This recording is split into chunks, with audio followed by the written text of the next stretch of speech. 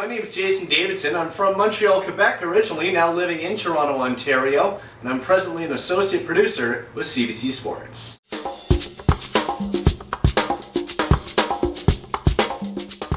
Well, why wouldn't I make the perfect sports host? Look, I love hockey, I love baseball, I love soccer, I love golf. I'm opinionated, that's for sure. Look, I could talk sports 24 hours a day, 7 days a week, 52 weeks of the year. So there you have it.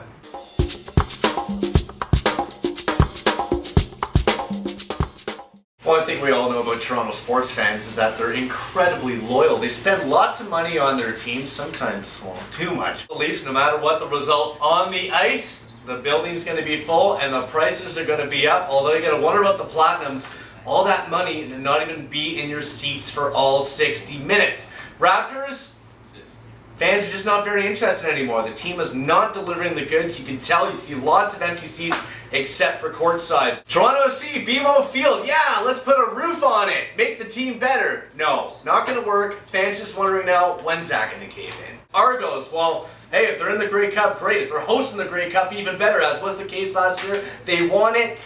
They gotta keep that going or else people start tuning out. Blue Jays, maybe next year they tune out if it starts like it was in 2013.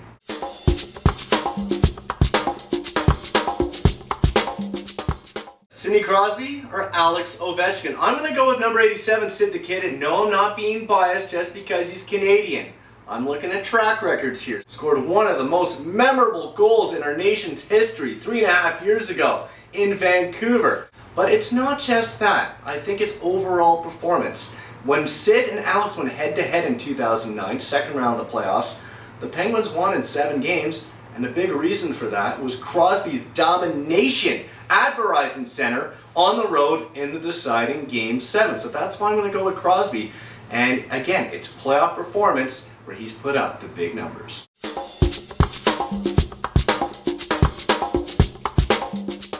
Should they take away Ryan Braun's 2011 National League MVP award? Well, then you're going to start a bit of a domino effect here because Alex Rodriguez has won AL MVPs, Barry Bonds has won National League MVPs, so if you take away from Braun, don't you have to take away from everybody else?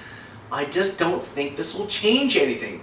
But what bothers me really here, folks, is that I think Los Angeles Dodgers outfielder Matt Kemp should have won the 2011 NL MVP award in the first place. He had Braun beaten in 2 of the 3 major categories, which are batting average, home runs, runs batted in.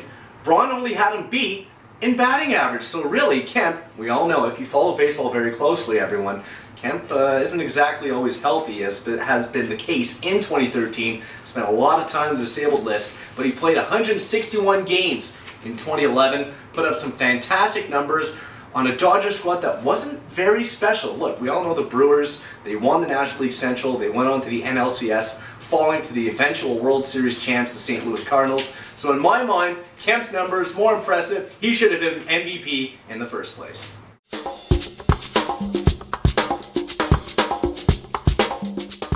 I think Vancouver Canucks GM Mike Gillis did a fine job in handling the whole Roberto Luongo / Corey Schneider situation. That's a tough contract to move, especially when you're a big-time goaltender getting paid until you're around 41, 42 years old. And with the new collective bargaining agreement, you just can't take a contract and bury it in the minors so it doesn't count against the cap.